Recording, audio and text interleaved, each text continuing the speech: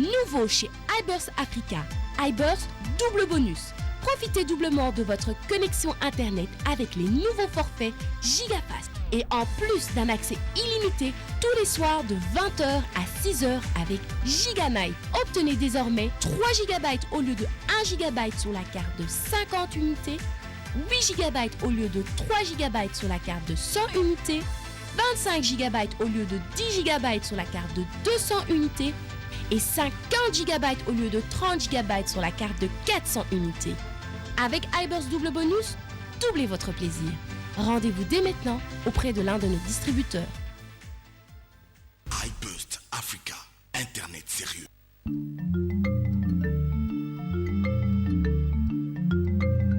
Ce programme vous est offert par Orange.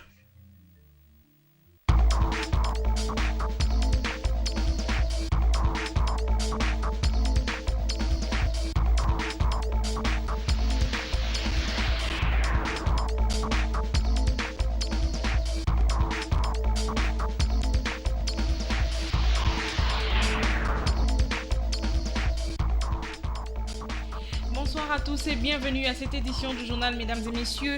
6 juin 1944, 6 juin 2014, cela fait 70 ans, jour pour jour, que le débarquement des Alliés en Normandie. Le président français, François Hollande, a rendu un vibrant hommage aux vétérans alliés de débarquement. Des dizaines de chefs d'État, de gouvernement et de têtes couronnées ont pris part à ces cérémonies anniversaires. Week-end de choc pour l'SV Club et tout-puissant Mazembe en Ligue des Champions de la CAF.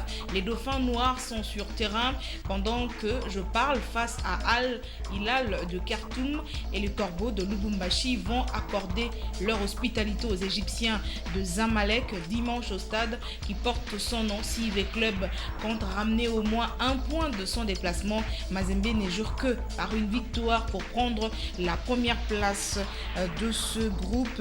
Voilà pour les titres. Merci de suivre ce journal qui reçoit comme invité Jolino Makelele. Il est député provincial ville-province de Kinshasa, porte-parole de l'UNC. Monsieur le député, bonsoir, merci d'avoir répondu à notre invitation. Bonsoir, merci pour l'invitation. Avec vous, nous allons parler de l'actualité, notamment la publication du calendrier électoral par la CENI, c'est ça?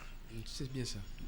Merci de nous recevoir chez vous, mesdames et messieurs. 6 juin 1944, 6 juin 2014, il y a 70 ans que le débarquement des Alliés a eu lieu en Normandie. Des dizaines de chefs d'État, de gouvernement et des têtes couronnées se retrouvent pour les cérémonies anniversaires en pleine crise ukrainienne et au lendemain du G7 sans la Russie. Ces célébrations sont l'occasion d'un ballet diplomatique intense avec la présence de Vladimir Poutine. Les vétérans alliés qui ont débarqué le 6 juin 1944 en Normandie sont aujourd'hui les véritables stars de ces 70e anniversaire du D-Day, vénéré et célébré comme libérateur de la France et de l'Europe entière. Ils seront un peu plus de 1000 à assister aux cérémonies officielles ce vendredi, mais ces hommes aujourd'hui âgés portent pour la plupart un regard bien différent sur eux-mêmes et leur rôle dans le débarquement. Pour eux, ce sont surtout des souvenirs douloureux qu'ils ont pendant des décennies eu du mal à partager avec leurs proches. Et pendant que les Alliés débarquaient sur la plage en Normandie, la guerre faisait aussi rage en Asie du Sud-Est. Les puissances coloniales, dont la Belgique, avaient engagé au combat des troupes constituées de jeunes Africains. Nous avons rencontré un ancien combattant qui a fait la campagne de Birmanie, âgé aujourd'hui de 93 ans. Albert Kunyuku Ngoma n'avait que 18 ans à son engagement dans la force publique. Quoique embrumé par l'âge, ses souvenirs reste intact et même il préside l'association des anciens combattants de 40-45 dans la ville de Kinshasa. Notre équipe l'a rencontré à la maison des anciens combattants à Kasavubu. Reportage exclusif signé Numérica Télévision, Ahmed Koumbi, Mike Lusakumunu. À la Nzongola reportage. Environ 25 000 combattants de la force publique ont pris part à la campagne de Birmanie entre 1942 et 1943. Les Alliés devaient notamment faire barrage à la progression de l'armée japonaise vers le sud-est asiatique, avec pour objectif les champs pétroliers d'Indonésie en route vers l'Australie. De ces combattants, il n'en reste plus que 3 en vie à Kinshasa, dont Albert Konyuku Ngoma, aujourd'hui âgé de 93 ans. Il y a deux groupes. Groupe mosusu zake sasa awa mosusu zake na stale vile na Kisangani setala. Uganda, Kenya, Zanzibar pour après dozi battre na Zanzibar et puis na Egypte. Oh, bango pe bakene na nzela ya Nigeria. Tito kutana na bango na Egypte. Mais groupe mosusu bakene na Israël. Même ngat na zake pe na mambara. Après tozungi ba ko choisir suba bato oba meilleur pensa ne ba to na Brimani Asie. Bien qu'ayant quitté l'armée il y a plus d'un demi-siècle, l'ancien garde encore de sérieux conseils à l'intention des militaires de nouvelle génération. Armée écoutez la armée. Armée eza eloko ya botosi ya bolingo. Numéro 1, l'armée, c'est la discipline.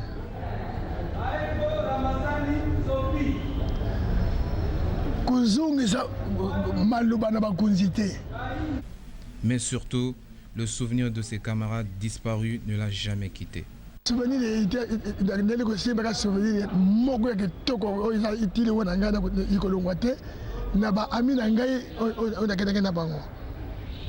Tozaki na ba cité, tozaki na asa ko bala te surtout ngana na 18 tout à fait ko la ndenge yozali. Na moi cité il ko moko to biso yo tozaki na ba cité. Le Centre international pour la justice transitionnelle a organisé ce vendredi dans la capitale un atelier national de validation des résultats des projets pilotes sur la mémoire et la réparation des victimes des violations massives. Ces assises ont réuni des experts juridiques de la République démocratique du Congo. Ils ont réfléchi sur des voies et moyens susceptibles d'apporter réparation des victimes des conflits armés connus à Kisangani, Bunia et Kalemi. Reportage Gelor Ndukuta, Eric Kalambay. En matière de répression des violations massives des droits de l'homme, crimes de guerre et crimes contre l'humanité, des proies sont régulièrement organisées, leurs auteurs condamnés. Mais le revers de la médaille reste que les réparations ordonnées par la justice ne sont jamais exécutées. Les victimes laissées à leur triste sort perdent tout intérêt aux yeux du pouvoir judiciaire. La journée d'aujourd'hui est une journée, je dirais, de validation de résultats, dans le sens que les expériences qui ont été menées sur le terrain nous permettent de tirer des leçons pour concevoir un programme de réparation au niveau national. Mais comme nous agissons dans le cadre de la société civile, nous sommes réunis là pour voir dans quelle mesure nous pouvons formuler des propositions en termes des éléments d'un programme de réparation que nous allons justement utiliser pour le plaidoyer vis-à-vis du gouvernement. Donc les objectifs poursuivis sont d'abord de faire un état des lieux de la question de la réparation au niveau national et ensuite de pouvoir tirer les leçons des expériences sur le terrain afin de dégager les orientations en termes d'éléments nécessaires pour le contenu et la faisabilité ainsi que le processus d'un programme national de réparation. Le Centre international pour la justice transitionnelle vient en appui au système judiciaire des États en position de post-conflit dans l'identification des auteurs d'atrocités massives qui doivent répondre de leurs actes. En fait, le Centre international pour la justice transitionnelle est une organisation non gouvernementale de droit américain, donc une organisation internationale, et qui en fait essaye d'aider les pays qui sortent d'un conflit armé ou de situations d'apartheid, bref, des situations post-conflit comme on dit, à pouvoir redresser, c'est-à-dire trouver des solutions par rapport aux conséquences graves de violations graves qui ont été commises dans le passé. Et les centres cherchent par quels moyens on peut trouver des mécanismes de justice globale pour les victimes. Le calendrier des élections publié par la CENI. Le sujet reste toujours d'actualité. La nouvelle société civile du Congo vient de donner sa position concernant ce calendrier qu'elle remet en cause. Cette structure demande par ailleurs à la classe politique congolaise l'ouverture urgente des consultations internes pour dégager un consensus électoral et la CENI le réajustement de son calendrier. Fiston Kazadi, reportage. La nouvelle société civile du Congo rejette à son tour le calendrier publié par la Commission électorale nationale indépendante. Elle recommande d'une part les réajustements des calendriers et d'autre part la présentation de la version complète et globale de tous les cycles électoraux. Et ça pose un problème même du consensus qu'on peut avoir. Vous sentez que la CENI est manipulée. Les autres membres de la CENI, on ne le sent pas. Il y a tout un cadre de concertation avec les acteurs politiques.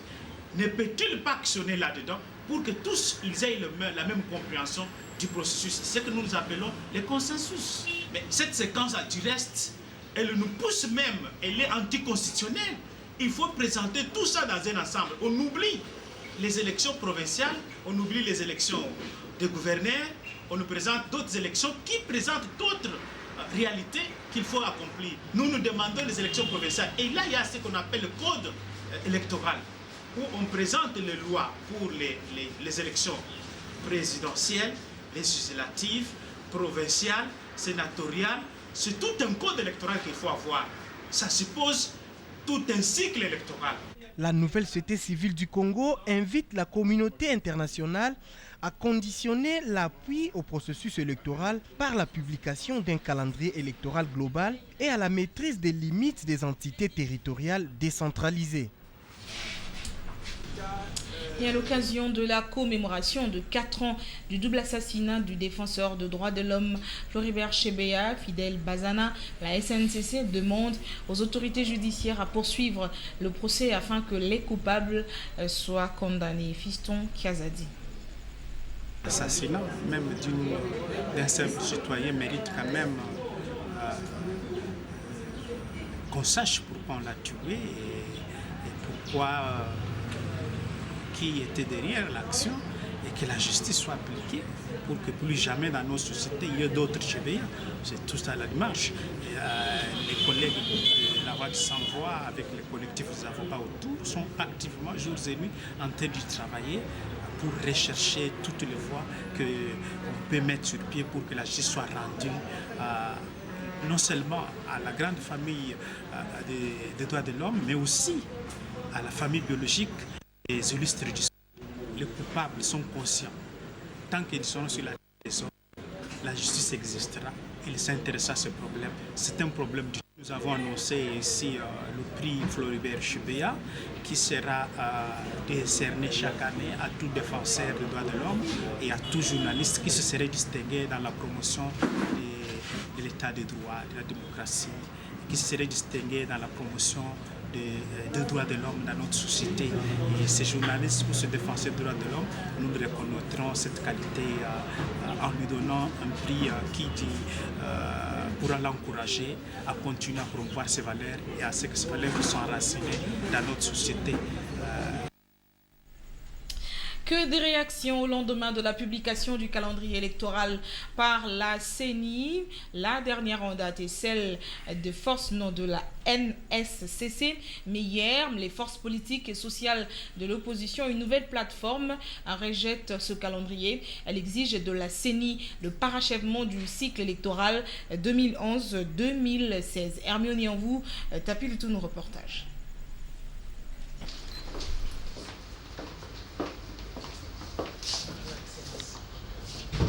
Le parcours professionnel de Diéné Keïta est éloquent. La nouvelle représentante du Fonds des Nations Unies pour la population a enrichi ses expériences au fil du temps, dans différents postes qu'elle a occupés au PNUD et à l'UNFPA.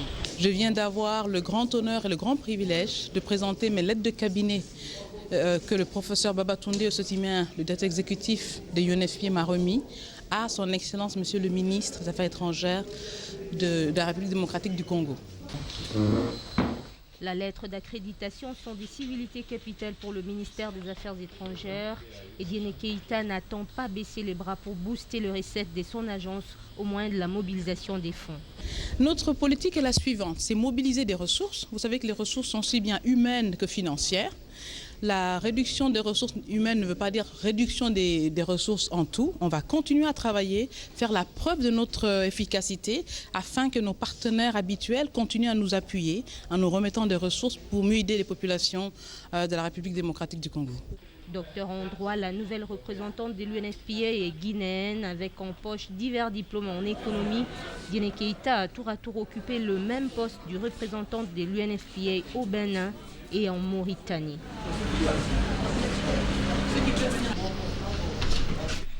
Vous venez donc là de suivre le Fonds des Nations Unies pour la population, donc la nouvelle représentante en République démocratique du Congo, Diéné Keïta. Elle a présenté ses lettres de créance au ministre des Affaires étrangères, docteur en droit avec divers diplômes en économie. Diéné Keïta est de nationalité guinéenne. Elle succède après plus d'une année au Camerounais Richard Dakam. C'était un reportage signé Michel Kérékéré sur les images de Eric Ndongala. La police nationale congolaise vient de bénéficier de 4 véhicules de marque et d'un lot des matériels informatiques, dont de la France et de la mission EPOL en RDC. C'est dans le cadre du projet d'appui à la lutte contre la criminalité et le trafic transfrontalier. La remise officielle de ce don s'est déroulée ce vendredi à Barungu, dans l'ancienne école de formation des officiers de police et judiciaire. Reportage Élisée Mafou, Doudou Kassouba. La lutte contre la criminalité dans les grandes agglomérations suppose une logistique appropriée. La mobilité des agents de la police judiciaire dans leurs interventions exige un charroi automobile et des moyens conséquents de communication. L'OPOL appuie dans cette perspective la police nationale congolaise tant au niveau de la formation que de sa dotation en équipement moderne, notamment un parc informatique pour le base des données. Dans la montée en puissance de la police nationale congolaise dans le domaine de la lutte contre la criminalité sous toutes ses formes. Cette acquisition nous met en confiance et prouvera notre capacité à assurer non seulement l'ordre public dans la protection des personnes et de leurs biens, mais aussi celle d'empêcher que la République démocratique du Congo devienne un point de convergence de toute forme de criminalité.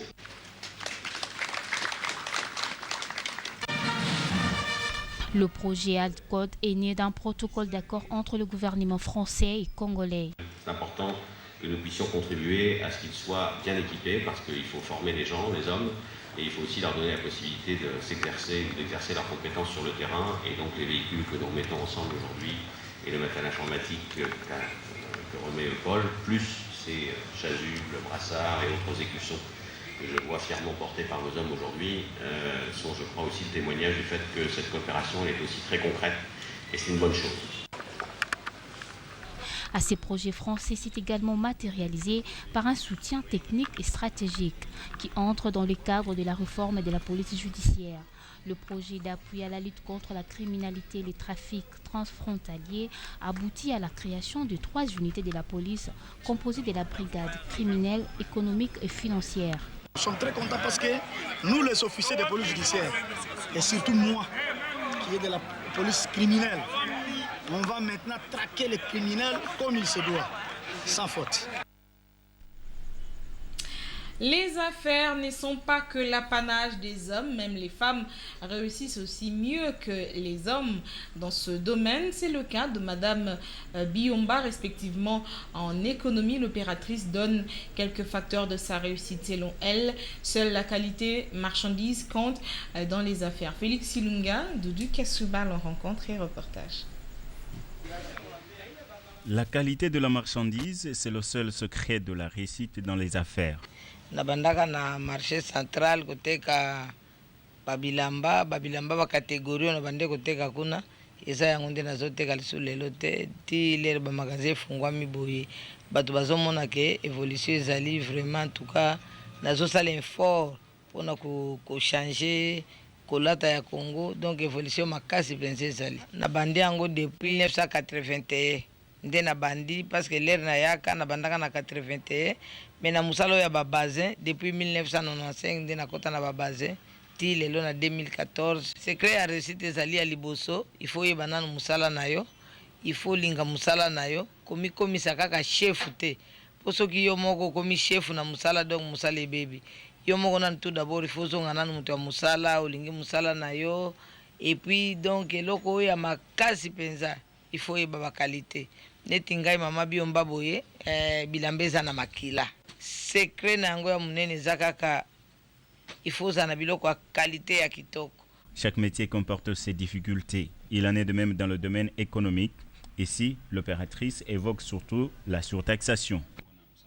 Ba difficulté nde belé papa, ba difficulté belé. Tamuzoko kende na voyage osali ba biloko na yo, komona ba biloko mususu eya wa comité ba yibi na nzela, même biso nde toteka ka boye ba difficulté ze belé ba taxe donc yelele. Donc ba taxe wana na koloba ko tuté komona na taxe yo to ko futa te. Pazo ya neti mbala mususu na mona ka bato ya Sokoda ba yo mama Biomba futa ba yelinga papier ya Sokoda na futa na tuni bango ngana yemba ka o na sala ke loko nini o zana télévision na magasin tala nanu biloko ya modèle wana do ba taxe ba makambo ebele surtout kombo ya Biomba lokola eza lokola lipa na kwanga batu nyonso ba préféraka kaka baya epa ya mama Biomba mais l'air ba koya soki ezali obiso to futa kate donc na kolakisa bango mikanda na expliquer bango en tout cas bamususu bazongaka bamususu baza bato ya compréhension bakoluka soki balongola Biomba soki basala eloko nini nayebi te. Il faut quand même saluer le combat de la femme congolaise. Honorable Jolino Makelele. Ben oui, le courage de cette femme congolaise. Oui, elle est franchement un des modèles de réussite de la femme congolaise dans les affaires. Et je suis heureux de constater que non seulement elle anticipe la mode, mais également elle est assez pointilleuse sur les conditions dans lesquelles un bon commerce doit s'exercer. Donc elle ne se laisse pas manipuler. La femme se retrouve pratiquement dans tout le domaine de la vie. Voilà, à l'Assemblée provinciale, quelle est la place qu'occupe la femme congolaise ? Bon, c'est une place, j'allais pas se dire normale, hein. Nous avons, si ma mémoire est bonne, au moins une dizaine de femmes, et ce qui est déjà pas mal pour une assemblée qui compte au moins 48 députés. Et donc la production des femmes, elle est quand même à la hauteur. Nous avons des brillantes députés qui font la fierté de notre assemblée. Et je pense que la femme, il faut les moyens, un contexte particulier, parce que je suis de ceux progressistes qui pensent que la femme ne doit pas se contenter des travaux, disons, de boulot plus ou moins domestique. Et la femme, c'est un être humain, elle doit s'exprimer, mais l'essentiel étant aussi le choix qu'elle fait. Si elle fait le choix d'être une femme qui veut avoir des enfants, qui veut vivre une vie de famille normale, il y a aussi des sacrifices à faire par rapport à une certaine indépendance d'esprit. Alors pendant ce moment, une dernière question, c'est en rapport toujours avec la femme. On dit que bientôt sera mis en place un gouvernement de cohésion nationale, peut-être un premier ministre femme. Je n'en sais rien, mais au rythme où vont les choses, je suis quasiment certain qu'il n'en sera rien. Puisque les hommes qui se sont battus, vous connaissez les hommes, j'imagine que vous connaissez un peu les hommes. C'est-à-dire quand ils ont leur petit gâteau politique, ils ont du mal à partager avec la gente féminine. Et donc, j'ai pari que les hommes vont se dire, c'est nous qui nous sommes battus, en tout cas pour qu'il y ait ce gouvernement de cohésion nationale. Et on a vu peu de femmes, et surtout dans le camp de ceux qui se sont réclamés de l'opposition. Et donc je vois très mal comment, déjà à l'époque, elles ne se sont pas manifestées particulièrement. Voilà. Donc, tout à fait. Les générations s'essuivent et le souvenir de deux grandes guerres s'estompe. Dans la municipalité Kasavubu, plusieurs artères et places font référence aux batailles livrées à la force publique. Gambela, Sayo, Asosa, Birmanie par exemple, ces noms nous disent pas grand-chose à la majorité des habitants de la métropole quinoise. Enseignement déficient de l'histoire ou manque d'intérêt, jugeant par les réponses des personnes interrogées par Ahmed Koumbi, Mike Lusakumunu et Alain Zonkola. La preuve du manque d'intérêt général pour l'histoire de la Deuxième Guerre mondiale, ou même de la première auquel des soldats congolais de la force publique ont payé un lourd tribut. La disparition des stèles commémoratives sur des monuments érigés au rond-point de la force publique, pas étonnant dans ces conditions que peu de gens établissent un lien avec les rues sur lesquelles ils habitent. Rond-point force au bapessango pona ba ancien combattant, ndinga na ebeli ba ancien combattant au babundaka ba guerre o ya kala, po basayo Birmanie za ba komba bato. Bon, basaka bato en tout cas misala o bango basala na ebité, na ebité so baza ba ancien combattant toujours. Mais je crois qu'il faut avoir un ancien combattant, vraiment marquer l'histoire parce que venir sur le bateau va marquer l'histoire na mokili. Yango na mona bacha ba kombo na neti force publique. Ezali milliers moko boye, tant biso to botama to ebité, to kutika force. Bosiko to tuna pe bat baloba ke ezali esika moko boye, ezali na ba milliers ou ezali ke ba ancien ya kala bazali conseiller ko se référé wana ezaki moi référence na bango ba bon neti ba Éthiopie ba victoire ba sayo et ça ba histoire mo c'est très important. Il faut vraiment ba même biso il faut ba na biso tombo il faut to l'accès bon bisika neti neti nga vraiment na yebité neti lelo so to ko référé neti ba venir ba table ndenge changer to yebike ezalaki boye komi boye pour te coûter déjà na ba histoire wana neti ba Éthiopie ba nino na botami kaka na ebika ke Éthiopie neti nga so na rolo ba neti tango biso ba botami so to kuta Kasavu mais ba papa ba ne ko référer biso ke ezalaki Dendal ba changer comme Kasavu c'était bika commune na biso ka ezalaki Dendal mais pour na ba venir to ebiter sans suite plus c'est pas bien ba biso ba père ba biso te bon ezali na tango la Deuxième Guerre mondiale. Tango wana force armée congolaise kena ko appuyer balie na bango bamboka oyo nyonso babotolaka yango bapesa bakombo na kati ya commune na biso eza na ba ville na biso bakombo ebele bapesi ezali bakombo oyo armée na biso ebotolaka yango bazwaka bakombo wana bapesi yango mpona référence na yango ya koyeba ke force armée congolaise na moment wana keno yaki puissant quoi. Par devoir de mémoire et la nécessité de réhabilitation des milliers d'anonymes disparus dans les guerres coloniales, une révision de l'enseignement de l'histoire dans les écoles s'impose. Et puis en sport, le week-end de choc pour l'SV Club et tout-puissant Mazembe en Ligue des champions de la CAF.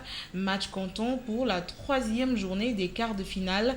Les Dauphins noirs sont en choc pendant que le Soudan, pendant que je parle, face à Al Hilal de Khartoum au Soudan et les Corbeaux de Lubumbashi vont accorder leur hospitalité aux Égyptiens de Zamalek dimanche prochain au stade qui porte son nom. Si V Club compte ramener au moins un point de son déplacement, Mazembe ne juge que par une victoire pour prendre la première place de ce groupe A. Je retrouve notre invité honorable Jolino, député provincial, Jolino Makelele, pour la ville-province de Kinshasa, membre de l'UNC. Vous êtes d'ailleurs le porte-parole de l'UNC. D'abord, puisque vous êtes à l'Assemblée provinciale, comment évolue la vie à l'Assemblée provinciale de Kinshasa ?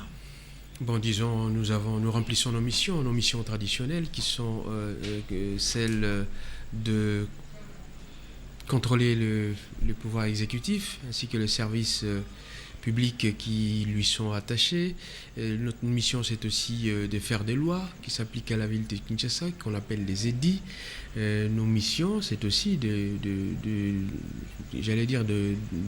d'offrir un budget à la ville de Kinshasa pour lui donner les moyens de faire de sa une politique. assemblée provinciale avec un bilan très controversé et même, on va dire, négatif, en croire les avis des uns et des autres sur la marche de cette institution. Est-ce qu'aujourd'hui, vous vous estimez fier, honorable Jolino Makelele, de faire partie de cette assemblée provinciale qui peine à porter des fruits, où on voit un désordre quasi total qui s'est installé au niveau de l'assemblée provinciale de Kinshasa? Bon, c'est votre jugement. Moi, je ne sais pas si vous avez fait un sondage aussi. Ce n'est pas mon jugement personnel. Beaucoup de gens disent que l'Assemblée provinciale de Kinshasa n'est que l'ombre d'elle-même. C'est pas que je veuille juger votre jugement, mais je dis seulement que sur le plan scientifique. Une caisse de résonance du gouvernement provincial. Bon, je vous laisse responsable de vos propos, mais ce que je dis, c'est ce que je pense, et qui n'est pas loin de ce que vous dites, c'est que nous aurions pu faire mieux.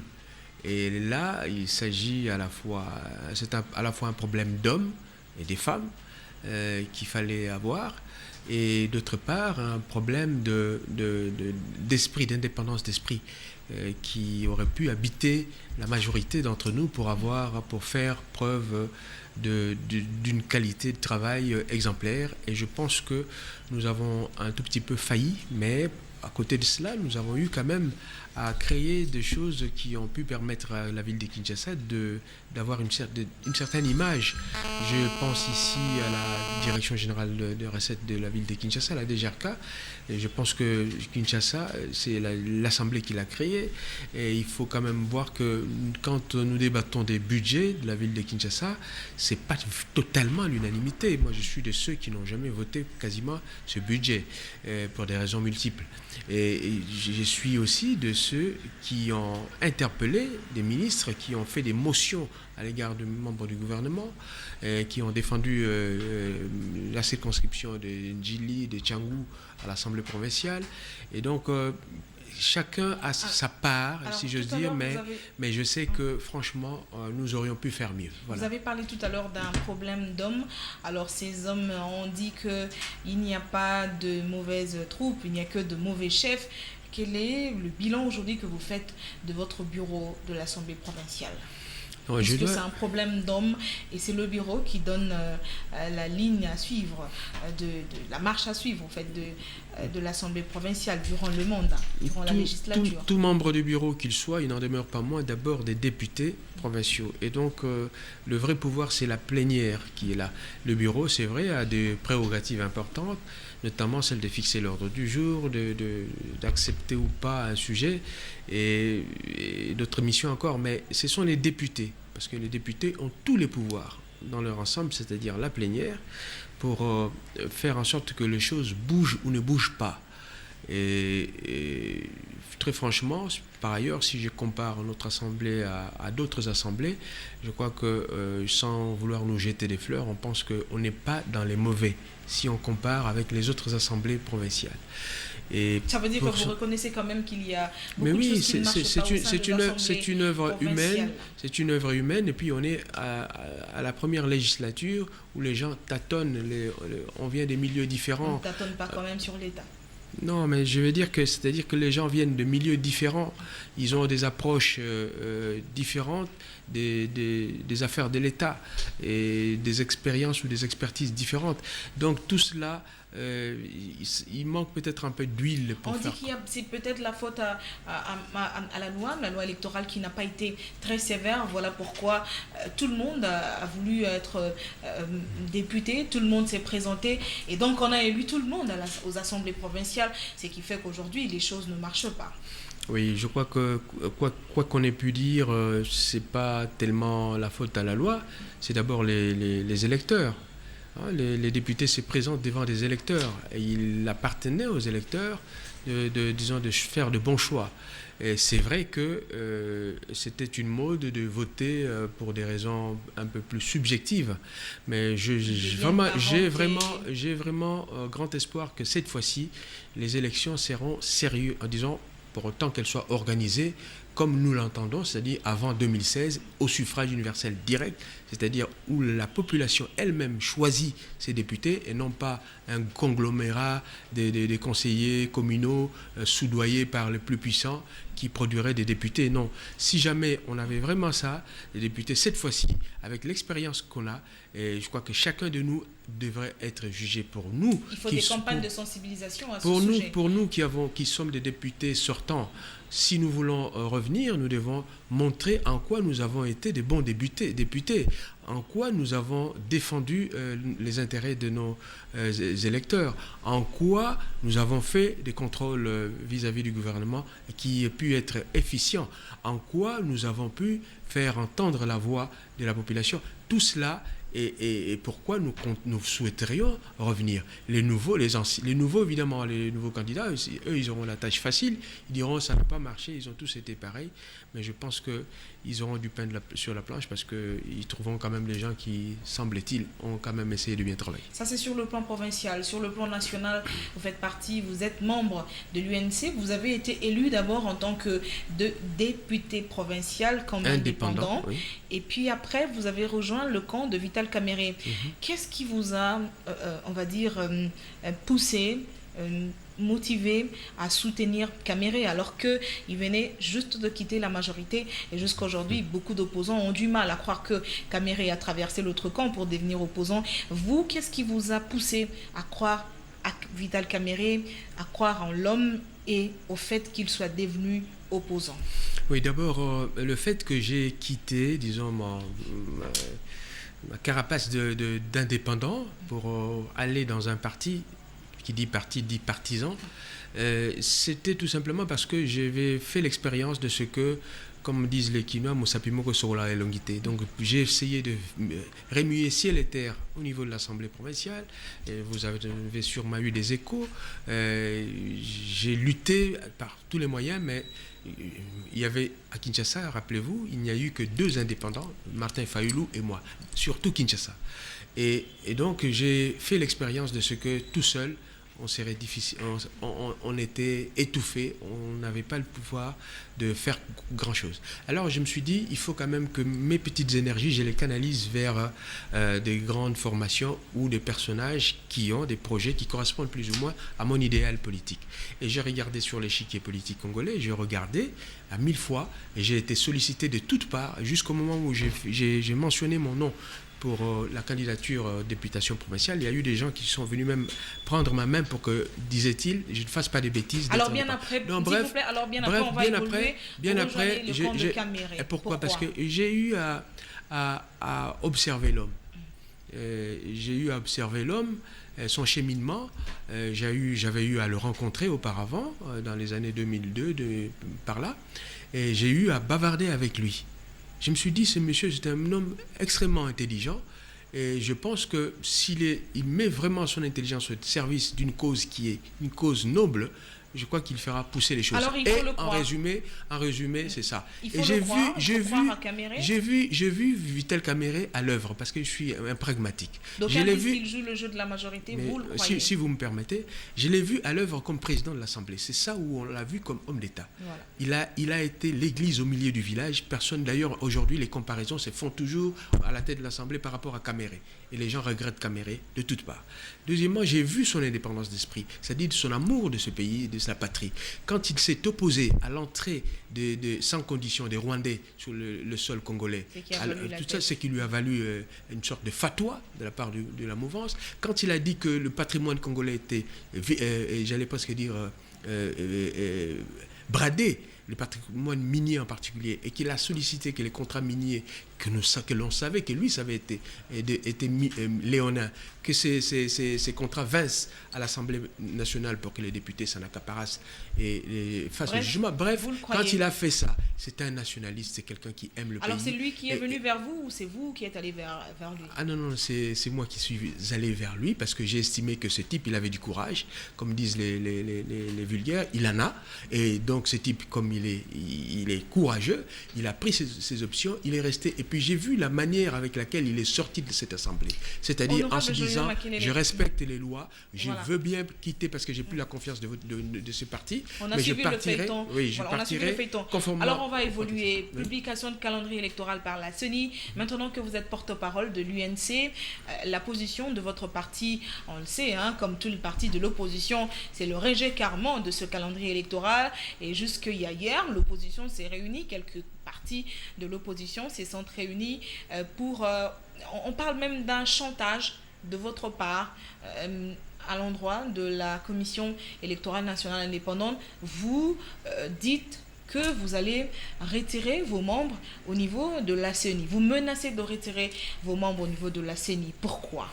Madame, si on commençait seulement par cet épisode, le téléspectateur risquerait de ne pas comprendre. Il s'agit ici de la vie et de l'avenir de ce Congo. Madame, nous avons connu des guerres. Les revendications étaient toujours pareilles, illégitimité du pouvoir ou bien contestation du pouvoir. Lisez le préambule de la Constitution de 2006. On dit toujours ce sont les guerres de légitimité ou le fait que les gens ne respectent pas les textes. Et donc nous sommes arrivés à une situation où tout le monde a compris que les élections de 2011 ont été une poudrière qu'on ne sait pas gérer jusqu'à ce jour. Voici pourquoi on a fait partir Ngoï Mulunda. Mais on a fait partir Ngoï Mulunda, mais les conséquences sont restées. Les résultats, on a fait venir Malou Malou pour rajuster. Mais Malou Malou, plutôt que de faire des choses de manière consensuelle, c'est-à-dire écouter les uns les autres, et puis prendre, j'allais presque dire, l'opinion médiane. Mais non, M. Malou Malou est devenu la caisse des résonances de la majorité présidentielle. Vous n'avez pas été consulté. J'espère que je ne dis pas des bêtises. C'est-à-dire qu'il reprend ce que M. Kabila a dit au Congrès. Vous n'avez jamais eu des discussions avec la Commission électorale nationale? Mais si, madame, c'est justement ça. Parce qu'on croyait en sa bonne foi, même si on avait des réserves. On se disait, cette fois-ci, je crois qu'il a appris de ses leçons du passé. Alors en quoi la CENI est-elle indépendante? Elle ne l'est plus. L'indépendance de la CENI commence où? Elle ne l'est pas, madame. Elle ne l'est pas puisque M. Ngoï Mulunda, Malou Malou, a commencé à épouser les points de vue du président Kabila, points de vue exprimés à l'occasion du Congrès, dans son discours sur l'état de la nation, où le président Kabila a dit, il faut des élections, d'abord commencer par les locales, etc. Mais surtout que toutes les élections, le préalable à toutes les élections, c'est le recensement. 2, il faut réfléchir à l'élection des députés provinciaux au suffrage universel indirect, c'est-à-dire modifier la Constitution, c'est-à-dire priver le peuple de son pouvoir, de son droit de se choisir ses élus. Ça, c'est à l'Assemblée nationale. Non, ça c'est le président de la République qui dit ça. Mais au oui, Congrès. mais c'est l'Assemblée nationale qui décidera. Enfin, le mot de alors, scrutin. oui, ça c'est autre chose. Mais Ngoï Mulunda s'en accapare. Et dans ses hypothèses à lui de travail, il inclut cette hypothèse-là qui implique la modification de l'article 197 de la Constitution. Madame, où est son indépendance? Parce que c'est pas son boulot. Il s'est trahi déjà. On parle d'abord, avant d'arriver au mot de scrutin, puisque c'est l'Assemblée nationale qui va donner son aval là-dessus, on parle du calendrier électoral. Oui. Quel est le problème? Où est-ce que ça vous blesse? Peut-être suivre la voie que nous propose la Commission électorale nationale indépendante, puisque c'est elle qui gère finalement l'organisation des élections en République démocratique du Congo. Vous voulez que Malou Malou puisse répondre à vos caprices des partis de l'opposition, honorable Julie. Madame, à ce que je sache, vous ne lirez nulle part dans la Constitution, ni dans la loi électorale, que le recensement est un préalable aux élections. Vous ne lirez ça nulle part. Et M. Malou Malou, lui, défend cela. Ça, c'est un problème politique. Il devait laisser ça aux députés et aux sénateurs. Le calendrier des élections locales, municipales et urbaines. Le calendrier, en quoi ça vous pose problème? le calendrier qu'il met en place, c'est un calendrier conditionné par le recensement, madame. Donc, il épouse totalement le point de vue de la majorité et il est donc partisan. Ça, c'est un. Deuxièmement, il y a des préalables. Madame, nous sommes dans un cycle, le cycle 2006. Qui devait avoir l'élection du président de la République, des députés nationaux, qui a vu donc l'élection du président de la République, des députés nationaux, des députés provinciaux, qui devaient par la suite voir l'élection des députés, des conseillers communaux et des bourgmestres, etc.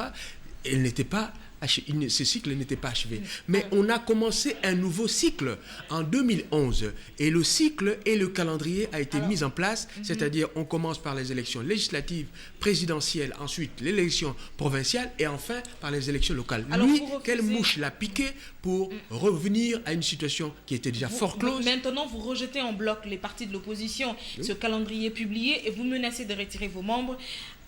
Ma foi, je crois que l'abbé Apollinaire Malou Malou s'est déjà lancé sur cette voie des organisations des élections l'année prochaine. Il faudrait peut-être le suivre. Et dans le cas où il ne vous entendait pas, il faisait fi de tout ce que vous dites là et il avance pour l'organisation des élections. Ça veut dire que l'opposition n'ira pas aux élections l'année prochaine. Madame, tout ce que nous voulons, je ne pense pas qu'il soit habité par une dose de folie pour oser affronter le peuple. Excusez-moi. Non. Des témérités. Je retire. Excusez-moi. Je retire cette expression. J'ai comme l'impression qu'il est habité par une dose de témérité qui risquerait de le pousser jusqu'à souhaiter pratiquement la guerre dans ce pays. Car les gens se sont... On a eu des morts en 2011, madame. Tout simplement parce qu'on n'a pas eu des élections crédibles, transparentes. On ne les a pas eues. Demandez quelque chose dont vous aurez... J'aurais du mal à en placer une ici. Hein. Bon. Ah non. Et si vous me laissez parler, donc je continue. Parce qu'on va évoluer. Oui, mais ce sont vos questions. Si vous pouvez poser des questions et y répondre, si vous posez des questions, je vous pose une question, c'est mieux que vous puissiez me répondre. Ce que je vais vous dire, c'est que madame, le processus, c'est un processus qui va de 2011 à 2016, qu'il organise d'abord ces élections-là. On a commencé par les présidentielles, les législatives, il faut maintenant les provinciales, et ensuite seulement il y aura les élections locales. Il n'en est pas question. Il n'en veut pas, c'est-à-dire il rentre dans un schéma de la stratégie des kabylistes, c'est-à-dire il veut faire en sorte que... Il a une mission à accomplir. Ah oui, madame, cette fois-ci c'est clair, parce qu'il a épousé, je vous ai dit, les prémices, madame, députés provinciaux, suffrage indirect, et puis recensement comme préalable, et il sait qu'on ne saura pas faire tout cela avant le 15 juin, date prévue pour les élections. Donc, on va faire en sorte que les élections communales puissent avoir lieu au-delà de 2015, et ce qui amènerait les élections présidentielles au-delà de 2016. Et quand on sera après le 19 décembre, tout le monde se dira, il n'y a plus personne qui soit légitime, et il faut une transition, et comme ça, M. Kabila se représente encore. Honorable Jolino Makelele, peut-être que vous auriez mieux fait d'être avant-gardiste, puisque vous saviez au moins quand l'abbé Apollinaire Malou a amené la feuille de route à l'Assemblée nationale, le discours de clôture du chef de l'État des concertations nationales, quelque part le chef de l'État a demandé à la CENI de publier le calendrier des élections locales, municipales et urbaines. Vous avez suivi tout ça là, vous avez vos membres à la CENI. Pourquoi n'avoir pas rappelé vos membres à la vigilance pour que ce calendrier ne soit pas publié avant 2014 à la Commission électorale nationale indépendante? Et maintenant, après, vous menacez de retirer vos membres. Vous pensez que ces membres-là partiront de l'Assemblée de la CENI? Je voudrais espérer que vous me donnerez autant de temps que vous avez eu à me poser la question. Je dis ceci, sans vouloir minimiser le rôle de notre représentant là-bas, il est membre de la plénière, il n'est pas membre du bureau. Ça, c'est un. Deuxièmement, madame, vous l'avez dit vous-même, M. Kabila a donné... Le rapporteur est de... Non, voilà, je parle de l'UNC, s'il vous plaît. Vous avez dit vous-même ici que M. Kabila a donné, j'allais presque dire, les orientations. Mais ces orientations, M. Malouma est en train de les exécuter. Madame, on lui dit ceci, nous ne sommes pas des va-t-en-guerre. Nous nous disons, voilà, vous vous tenez à vos élections communales, etc., urbaines et municipales. Mais si vous pensez, nous pensons que la légitimité des députés provinciaux, des sénateurs, du gouvernement est en jeu. Alors, essayons comme alternative de combiner les deux, de faire les deux élections le même. Même ça, ils ne veulent pas, parce que leur volonté, c'est de tricher, faire en sorte que les élections municipales ne se déroulent pas dans les délais et amener le mandat de M. Kabila. Logistiquement parlant, c'est pas possible. Logistiquement, madame, même, il avait commencé... Rappelez-vous, madame, mais d'abord, non, c'est une question de principe d'abord. La loi qui est d'application aujourd'hui, c'est la loi électorale qui régit les élections de 2011 à 2016. Il n'y a pas une autre loi. Lui, il veut nous ramener à la loi de 2006, qui n'est plus d'application, madame. Honorable Jolino Makelele, malheureusement, j'aurais bien voulu continuer cet entretien avec vous, mais peut-être prochainement, nous vous aurons dans le cadre d'une émission où là, vous aurez le temps de pouvoir vous apaisantir sur ce sujet ou nous donner votre point de vue de fond en comble. Mais je vais vous demander quand même de vous adresser à ceux qui vous suivent, votre électorat, à la Tchangou, ceux qui vous ont élu. Quel est le comportement à suivre, à adopter, la ligne de conduite à adopter dès aujourd'hui, maintenant que vous, l'opposition, vous ne voulez pas aller aux élections en 2015? Est-ce que vous allez les appeler à ne pas voter l'année prochaine? Madame, d'abord, je n'ai pas dit que l'opposition n'est pas disposée à aller aux élections. Nous disons d'abord qu'il y a des préalables. Si vous organisez les élections provinciales aujourd'hui ou demain, en 2015, nous y allons. avec la ferme volonté de l'emporter d'ailleurs, puisque nous avons le peuple avec nous. Pour le surplus, je dirais à la population, soyez vigilants. Soyez vigilants parce qu'il y a des combats d'arrière-garde. Il y a des gens qui veulent s'accrocher au pouvoir à tout prix et donc qui pensent que votre voix ne compte pas. Mais vous avez la Constitution avec vous. L'article 64 vous donne l'occasion de barrer la route à tous ceux qui veulent exercer le pouvoir en violation de la Constitution. Et c'est donc, je pense ici, aussi bien à M. Malou Malou qu'à tous ceux qui l'inspirent. Et je dirais aussi que nous avons la chance d'avoir été entendus, très chers frères. Nous avons la communauté internationale qui a bravé le loukaz du président Kabila, qui leur a demandé de ne même pas oser rencontrer. Ils ont osé parce qu'ils savent, eux, que c'est là, et les prochaines guerres peuvent naître de là.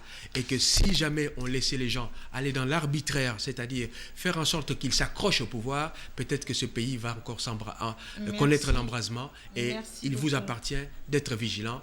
Et je veux que vous soyez derrière l'UNC pour que cette vigilance soit tous azimuts. Merci beaucoup. C'est Jolino Makelele, député provincial UNC, ville-province de Kinshasa et porte-parole du parti de Vital Kamerhe. C'est avec beaucoup de plaisir, mesdames et messieurs, que je vous ai présenté cette édition. Et c'est avec ce même plaisir que je vous retrouve demain à 19h avec un autre invité surprise. Merci de nous suivre demain. Bonsoir et très bonne suite de programme sur notre antenne. Au revoir.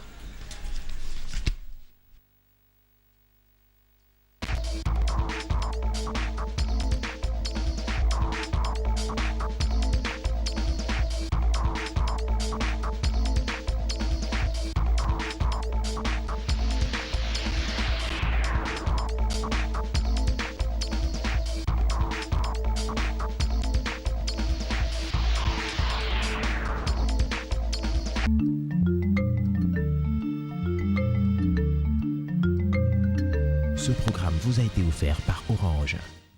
Nouveau chez iBurst Africa, iBurst double bonus. Profitez doublement de votre connexion Internet avec les nouveaux forfaits GigaFast. Et en plus d'un accès illimité tous les soirs de 20h à 6h avec Giganight. Obtenez désormais 3 GB au lieu de 1 GB sur la carte de 50 unités, 8 GB au lieu de 3 GB sur la carte de 100 unités, 25 GB au lieu de 10 GB sur la carte de 200 unités et 50 GB au lieu de 30 GB sur la carte de 400 unités. Avec iBurst double bonus, doublez votre plaisir. Rendez-vous dès maintenant auprès de l'un de nos distributeurs. iBurst Africa, Internet sérieux.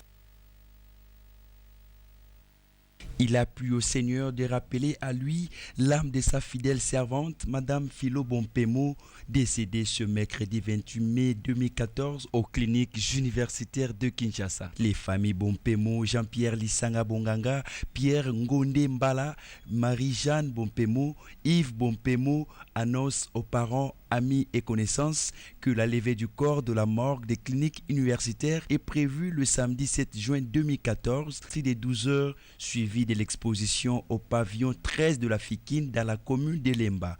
La mise en terre interviendra le dimanche 8 juin à 14h au cimetière Nécropole entre terre et ciel de Lancélé. Les familles éplorées demandent à tous ceux qui ont connu Madame Philo Bompemo de garder une pensée pieuse en sa mémoire. Ce communiqué tient lieu de faire part. Il a plu au Seigneur de rappeler à lui l'âme de sa fidèle servante, Madame Philo Bompemo, décédée ce mercredi 28 mai 2014 aux cliniques universitaires de Kinshasa. Les familles Bompemo, Jean-Pierre Lissanga Bonganga, Pierre Ngonde Mbala, Marie-Jeanne Bompemo, Yves Bompemo annoncent aux parents, amis et connaissances que la levée du corps de la morgue des cliniques universitaires est prévue le samedi 7 juin 2014, dès 12h, suivi de l'exposition au pavillon 13 de la Fikine dans la commune d'Elemba. La mise en terre interviendra le dimanche 8 juin à 14h au cimetière Nécropole entre terre et ciel de Lancélé. Les familles éplorées demandent à tous ceux qui ont connu Madame Philo Bompemo de garder une pensée pieuse en sa mémoire. Ce communiqué tient lieu de faire part.